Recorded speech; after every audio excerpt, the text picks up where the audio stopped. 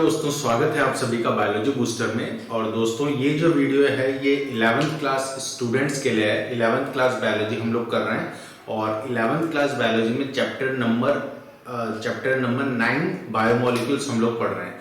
Biomolecules पे already 3 video मैंने upload कर दिए। ये कौन सा वीडियो है? ये चौथा वीडियो है।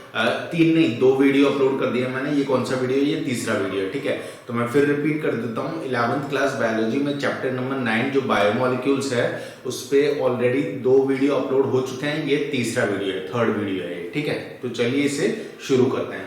अच्छा, सेकंड वीडियो में हमने मेटाबोलाइट्स के बारे में पढ़ा था। यहाँ पे आगे कंटिन्यू करते हैं मेटाबोलाइट्स को ही। देखिए, secondary metabolites have ecological importance and many of them are useful to human welfare. Secondary metabolite जो होते हैं, मेटाबोलाइट्स प्राइमरी भी थे, सेकेंडरी भी थे, तो जो सेकेंडरी है, सेकेंडरी मेटाबोलाइट, ठीक है, secondary metabolites have ecological importance है उनका, and many of them are useful to human welfare. और ह्यूमन वेलफेयर मतलब ह्यूमन की लाइफ को बेटर करने के लिए उनका उपयोग है। ठीक है, किसका? जो सेकेंडरी मेटाबोलाइट है उनका। ठीक है, तो यहाँ पे आपका मेटाबोलाइट कंप्लीट होता है। अब सम सेकेंडरी मेटाबोलाइट के एग्जांपल्स देख लेते हैं। ठीक है, कुछ मेटाबोलाइट्स हैं, सेकेंडरी मेटाबोलाइट्स क्या क्या हैं ये आपको याद होने चाहिए, आपके एनसीईआरटी में भी गिवन है। Pigments, alkaloids, terpenoids, essential oil, toxins, lectins, drugs, polymeric substance. ठीक है, ये इस तरीके से है। तो सबसे पहले पिगमेंट की बात करें तो कैरोटीनॉइड्स एंड एंथोसाइनिन्स। ठीक है, पिगमेंट में सेकेंडरी मेटाबोलाइट पिगमेंट भी हो सकते हैं। पिगमेंट कौन सा? कैरोटीनॉइड और एंथोसाइनिन। ठीक है, क्लियर ये बात। दूसरा एल्कलॉइड, एल्कलॉइड में मॉर्फिन, कोडीन हो सकता है, मॉर्फिन और कोडीन। ठीक है, जो कि एल्कलॉइड है और ये सेकेंडरी मेटाबोलाइट होते हैं। टर्पिनॉइड्स में मोनोटर्पिन्स या डायटर्पिन्स हो सकते हैं, मोनोटर्पिन्स या डायटर्पिन्स। ठीक है, एसेंशियल ऑयल्स में लेमन ग्रास ऑयल हो सकता है, एसेंशियल ऑयल में लेमन ग्रास ऑयल हो सकता है। टॉक्सिन में एब्रीन एंड राइसिन, एब्रीन और राइसिन ये टॉक्सिन्स हैं, ये भी सेकेंडरी मेटाबोलाइट्स हो सकते हैं। सम सेकेंडरी मेटाबोलाइट्स एब्रीन एंड राइसिन। अब आप क्या होगा, टॉक्सिन के क्या यूज है? टॉक्सिन का भी यूज होता है कई जगह जैसे कुछ ऐसी कंडीशन होती है कि सांप ने काट लिया या किसी जहरीले किसी इंसेक्ट ने काट लिया या कुछ ऐसे एनिमल ने काट लिया, तो उस केस में ड्रग जो दिए जाते हैं, इंजेक्शन जो दिया जाता है उसमें टॉक्सिन ही होता है। ठीक है, तो इन मतलब पर्टिकुलरली ये ही नहीं, लेकिन इस टाइप के टॉक्सिन्स का भी इस्तेमाल किया जा सकता है वहां पे। ठीक है, या किया जाता है। ठीक है, तो मतलब टॉक्सिन जो है वो उनका भी अपना एक रोल है। ठीक है, मतलब जहर ही जहर को काटता है, ऐसे कहते हैं ना। तो जहर किसी ने खा लिया है या किसी ने जहर इंजेक्ट कर लिया है, तो उसको बचाने के लिए उस इंसान को टॉक्सिन ही दिया जाएगा उसको, ताकि वो जहर को डिस्ट्रॉय कर दे और वो इंसान बच जाए। ऐसा ही होता है रियल में, बायोलॉजिकल पॉइंट ऑफ व्यू से अगर हम समझे तो। ठीक है, लैक्टिन्स में कॉनकैना वैलिन ए लैक्टिन है ये। कॉनकैना वैलिन ए। ड्रग्स की बात करें तो विनब्लास्टिन एंड करक्यूमिन एक्सेट्रा और भी हो सकते हैं। ड्रग्स में कौन से हो सकते हैं सेकेंडरी मेटाबोलाइट? विनब्लास्टिन हो सकते हैं, करक्यूमिन हो सकता है, विनब्लास्टिन हो सकता है, करक्यूमिन हो सकता है। ठीक है, पॉलीमेरिक सब्सटेंस की बात करें, पॉलीमेरिक सब्सटेंस में rubber, gums, cellulose etcetera. Polymeric substance में क्या होगा? पॉलीमेरिक सब्सटेंस में हो सकता है रबर, हो सकता है पॉलीमेरिक सब्सटेंस में, जो कि सेकेंडरी एल्कलॉइड है, सेकेंडरी आपका मेटाबोलाइट है। गम्स हो सकते हैं, ये भी सेकेंडरी मेटाबोलाइट है। सेलुलोज ये भी सेकेंडरी मेटाबोलाइट है। तो सेकेंडरी मेटाबोलाइट का काफी इंपॉर्टेंट यूज है ह्यूमन वेलफेयर में, और ये सारे एग्जांपल्स थे और ये सारे टाइप थे सेकेंडरी मेटाबोलाइट्स के, और ये उनके एग्जांपल्स हैं। ठीक है, तो बिल्कुल बाय हार्ट नहीं करना है कि एक एक चीज याद करने बैठ जाओ, लेकिन एक बेसिक ओवरव्यू आपको पता होना चाहिए, कुछ एक नाम आपको हर कैटेगरी के पता होना चाहिए। ठीक है, क्लियर है बात? ये इस तरीके से। अब दोस्तों ये कुछ स्ट्रक्चर हैं जो आपको याद करने ही है। बहुत सारे स्ट्रक्चर नहीं बताऊंगा, कुछ लिमिटेड स्ट्रक्चर मैं आपको बताऊंगा, लेकिन इंपॉर्टेंट है तो इनको आपको प्रैक्टिस करना है बार बार, ताकि आपको याद हो जाए। ठीक है, देखो सबसे पहले structure of some important compounds. ठीक है, क्योंकि बायोमोलिक्यूल्स का चैप्टर है, कई सारे मॉलिक्यूल्स आएंगे, तो कुछ स्ट्रक्चर आपको याद करने पड़ेंगे। ठीक है, देखिए सबसे पहले शुगर की बात करें तो शुगर का बेसिक ग्लूकोज का स्ट्रक्चर पता होना चाहिए आपको, ठीक है। अब इसमें कुछ भी समझाने का नहीं है, ये पूरा एज इट इज याद ही करना है आपको, ठीक है। कितने बॉन्ड, कहां पे बॉन्ड लगाया हुआ है मैंने, इस तरीके से, ठीक है। C2H12O6 ग्लूकोज होता है, शुगर है ये एक प्रकार का क्या है, शुगर है। पहले मैं शुगर बता रहा हूँ, फिर फैटी एसिड बता रहा हूँ एक, और फिर कुछ अमाइनो एसिड बता रहा हूँ, ठीक है। फिर फैट और ऑयल्स देखेंगे, फिर न्यूक्लियोटाइड न्यूक्लियोसाइड के भी स्ट्रक्चर देखेंगे, क्योंकि ये इंपॉर्टेंट है, बार बार आएंगे, ठीक है। तो शुगर का जो स्ट्रक्चर है ग्लूकोज का वो ये है, जो केमिकल फॉर्मूला है वो ये है, ठीक है। फैटी एसिड में कौन सा फैटी एसिड तो कई प्रकार के होते हैं, कौन सा फैटी एसिड लिया, पाल्मिटिक एसिड, ठीक है। कौन सा फैटी एसिड लिया, पाल्मिटिक एसिड।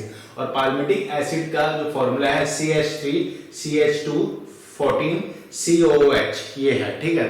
तो ये आपको याद रखना है। इसके बाद अमाइनो एसिड से मिलके ही प्रोटीन बनता है। इनको अगर आप जोड़ देंगे ऐसे पेप्टाइड बॉन्ड से, इनको अगर पेप्टाइड बॉन्ड से ऐसे जोड़ देते ना, तो ये पूरा जो स्ट्रक्चर हो जाता है, ये हो जाता है प्रोटीन का स्ट्रक्चर, ठीक है। लेकिन यहाँ पे हमें इनको जोड़ के नहीं पढ़ना है, यहाँ पे हमें इनको अलग अलग करके पढ़ना है, ठीक है। क्लियर है ये बात। तो देखो सबसे पहला जो स्ट्रक्चर है, सबसे पहला अमाइनो एसिड का जो स्ट्रक्चर है वो ग्लाइसिन का है। ग्लाइसिन का स्ट्रक्चर कुछ इस तरीके से होता है, C सेंट्रल ये कार्बन है, ठीक है। इसके बाद COOH है यहाँ पे, और यहाँ पे H है, यहाँ पे H है, और यहाँ पे NH2 है, ठीक है। अमाइनो ग्रुप है। यहाँ पे CH3 है, amino group, HCOOH carboxyl group, ठीक है। क्लियर है बात। तो एलेनिन का स्ट्रक्चर, ये ग्लाइसिन का स्ट्रक्चर था, ये एलेनिन का स्ट्रक्चर है, ये सीरीन का स्ट्रक्चर है। सीरीन का स्ट्रक्चर सेंट्रल जो कार्बन है वो ये है, COOH CH2OH यहाँ पे है, और NH2 अमाइनो ग्रुप H यहाँ पे, ठीक है। तो ये जो स्ट्रक्चर है ये सीरीन का स्ट्रक्चर है। तो इसमें अमाइनो एसिड, ये 3 अमाइनो एसिड हैं जो बार बार रिपीट होते हैं, तो इनके स्ट्रक्चर आपको याद रखने हैं, 3 अमाइनो एसिड के। फैटी एसिड का स्ट्रक्चर आपको याद रखना है। फैटी एसिड कौन सा बताया मैंने, पैल्मिटिक एसिड। और शुगर C2H12O6 ग्लूकोज का स्ट्रक्चर आपको याद रखना है। कुछ और स्ट्रक्चर मैं आपको बताता हूं, वो भी इंपॉर्टेंट है। तो दोस्तों कुछ और स्ट्रक्चर देखते हैं, कुछ और स्ट्रक्चर जो इंपॉर्टेंट है। सबसे पहले फैट्स एंड ऑयल लिपिड्स, ठीक है। फैट्स एंड ऑयल्स के जो स्ट्रक्चर हैं, फैट्स एंड ऑयल्स क्या होता है, लिपिड ही होता है। तो लिपिड के स्ट्रक्चर देख रहे हैं, इसमें 2 इंपॉर्टेंट है, ग्लिसरॉल और कोलेस्ट्रॉल, ठीक है।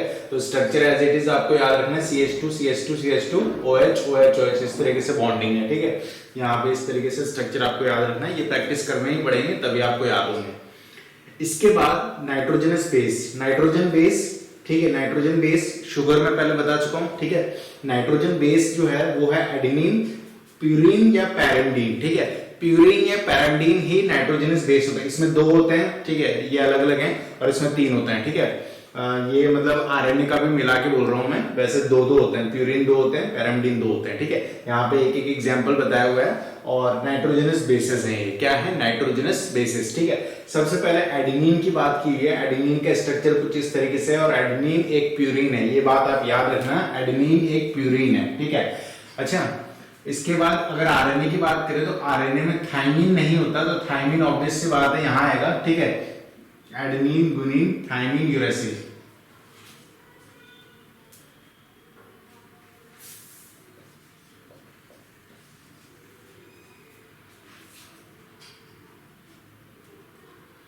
एडेनिन, गुनिन, थाइमिन,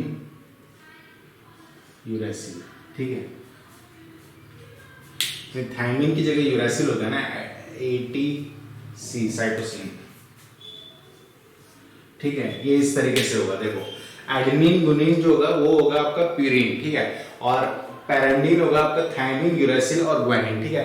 अब होता क्या है कि आरएनए अगर ये होता है, अगर ये डीएनए का स्ट्रक्चर होता तो डीएनए के स्ट्रक्चर में तो होता है थाइमिन, ठीक है। लेकिन आरएनए के स्ट्रक्चर में थाइमिन ना होके क्या होता है, यूरेसिल होता है, ठीक है। क्लियर है बात। तो यहाँ पे यूरेसिल का स्ट्रक्चर बताया हुआ है। तो ये 3 पैरामिडीन होते हैं आपके, थाइमिन, यूरेसिल और साइटोसिन, और ये आपके एडेनिन और गुनिन क्या होते हैं, ये आपके प्यूरिन होते हैं, ठीक है। तो प्यूरिन और पैरामिडीन का स्ट्रक्चर यहाँ पे मैंने आपको बताया, ठीक है। इसके बाद नाइट्रोजनस बेसिस की बात करें तो नाइट्रोजनस बेसिस न्यूक्लियोसाइड्स, ठीक है। नाइट्रोजनस बेसिस हो गए ये। अब न्यूक्लियोसाइड्स की बात करते हैं। न्यूक्लियोसाइड 2 हैं, एडेनोसिन और यूरिडीन, ठीक है। एडेनोसिन का स्ट्रक्चर इस तरीके से, एडेनिन ग्रुप अटैच है यहाँ पे, और यूरिडीन का स्ट्रक्चर कुछ इस तरीके से, यूरेसिल ग्रुप अटैच है यहाँ पे, ठीक है। क्लियर है ये बात। अच्छा, इसके बाद न्यूक्लियोटाइड का जो स्ट्रक्चर है, एडिनाइलिक एसिड, एक एग्जांपल दिया है न्यूक्लियोटाइड का, एक एग्जांपल न्यूक्लियोटाइड क्या दिया हुआ है, एडिनाइलिक एसिड। तो एडिनाइलिक एसिड का जो स्ट्रक्चर है उसमें यहाँ पे एडेनिन ग्रुप अटैच है, ठीक है। यहाँ पे कौन सा ग्रुप अटैच है, एडेनिन ग्रुप, ठीक है। तो ये मतलब ऐसे कुछ कंसेप्चुअल नहीं है, ये आपको याद ही करना है, लेकिन ये फिगर इंपॉर्टेंट है तो इनको आप प्रैक्टिस करना 2-4 बार, आपको याद हो जाएंगे, ठीक है।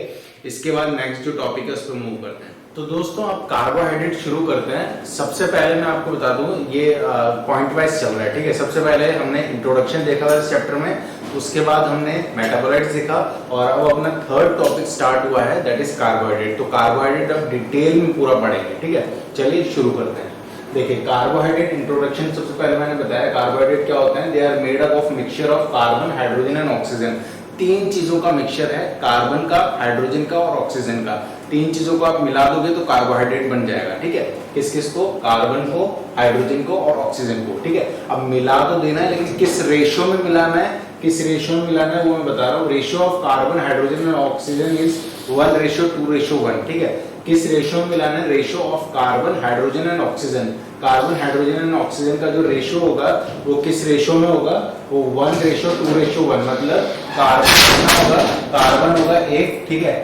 हाइड्रोजन कितना होगा, हाइड्रोजन होगा 2, ठीक है। और ऑक्सीजन, ऑक्सीजन कितना होगा 1, ठीक है। ये इस रेशियो में होगा, ठीक है। मतलब कार्बन होगा 1, हाइड्रोजन होंगे 2 और ऑक्सीजन होगा 1। इस एग्जैक्ट रेशियो में अगर आप मिलाएंगे तो ये कार्बोहाइड्रेट बनेगा, ठीक है। क्लियर है बात। Carbohydrate is instant source of energy. Carbohydrate is the instant source of energy. कभी कोई बीमार होता है, हॉस्पिटल जाता है, तो उसको सबसे पहले ग्लूकोज की ड्रिप क्यों चढ़ाई जाती है, उसको सबसे पहले ग्लूकॉन डी क्यों दिया जाता है, उसको दूध पिला दे या कुछ और चीज खिला दे, चिकन खिला दे उसको, उससे भी तो एनर्जी मिलेगी। एनर्जी मिलेगी लेकिन बहुत टाइम लगेगा एनर्जी मिलने में। हमें इंस्टेंट, तुरंत एनर्जी चाहिए, ठीक है। तो ग्लूकोज से मिलेगी वो एनर्जी, और वो भी हम डायरेक्ट वेन्स में डाल रहे हैं ग्लूकोज को, तो वो इंस्टेंट सोर्स ऑफ एनर्जी, तुरंत एनर्जी मिल जाएगी, तुरंत वो थोड़ा सा बेटर फील करेगा, ठीक है। तो इसीलिए कार्बोहाइड्रेट दिया जाता है जब भी बहुत इंस्टेंट सोर्स ऑफ एनर्जी हमें चाहिए होती है, ठीक है। Carbohydrate is instant source of energy, ये बात आप हमेशा याद रखना, ठीक है। टाइप्स ऑफ कार्बोहाइड्रेट, कार्बोहाइड्रेट के टाइप्स कितने हैं, 3 कार्बोहाइड्रेट के टाइप है, मोनोसैकेराइड, ओलिगोसैकेराइड, ओलिगोसैकेराइड को डाइसैकेराइड भी बोलते हैं। 3 टाइप हैं कार्बोहाइड्रेट के, कौन कौन से हैं, मोनोसैकेराइड, ओलिगोसैकेराइड या डाइसैकेराइड और पॉलीसैकेराइड, ठीक है। अब ये तीनों क्या है इसको डिटेल में पढ़ेंगे, ठीक है। सबसे पहले मोनोसैकेराइड की बात करते हैं। मोनो मतलब एक, ठीक है। मोनो मतलब एक, मोनोसैकेराइड, मोनो मतलब एक, monosaccharide. It is the simplest form of carbohydrate. ये सबसे सिंपल फॉर्म ऑफ कार्बोहाइड्रेट है, ये सबसे सिंपल फॉर्म ऑफ कार्बोहाइड्रेट है मोनोसैकेराइड, ठीक है। Made up of 6 to 7 unit of carbon, 6 से 7 यूनिट अगर इस तरीके से कार्बन के आप जोड़ देंगे तो ये मोनोसैकेराइड कहलाएगा, ठीक है। मोनोसैकेराइड क्या होता है, it is the simplest form of carbohydrate made up of 6 to 7 unit of carbon, ठीक है। 6 से 7 यूनिट अगर इस तरीके से कार्बन की जोड़ देंगे तो ये मोनोसैकेराइड बन जाएगा, ठीक है। एग्जाम्पल क्या है, ग्लूकोज, फ्रक्टोज। ग्लूकोज और फ्रक्टोज इसका एग्जाम्पल है, ये इसके मोनोसैकेराइड के एग्जाम्पल है, ठीक है। अब ग्लूकोज में भी ग्लूकोज का एक कॉमन नेम है ग्रेप शुगर। ग्रेप शुगर इसको कहते हैं, ग्लूकोज को, ठीक है। और फ्रक्टोज को कहते हैं फ्रूट शुगर, ठीक है। तो ग्लूकोज को कहते हैं ग्रेप शुगर और फ्रक्टोज को कहते हैं फ्रूट शुगर, ठीक है। ये इनके कॉमन नेम है, याद रखना। कोई आपसे पूछे कभी फ्रूट शुगर क्या होता है तो फ्रक्टोज होता है, कोई आपसे पूछे ग्रेप शुगर क्या होता है, ग्लूकोज होता है, ठीक है। ये इस तरीके से, ये इंपॉर्टेंट है, ये आपको याद रखना है, ठीक है। तो कुछ और चीजें देखेंगे मोनोसैकेराइड में, लेकिन वो देखेंगे अब नेक्स्ट वीडियो में। इस वीडियो में इतना रहते हैं, इस वीडियो में हमने कार्बोहाइड्रेट को स्टार्ट किया है, ठीक है। क्लियर ही बात। चलिए, thank you for watching this video, love you all.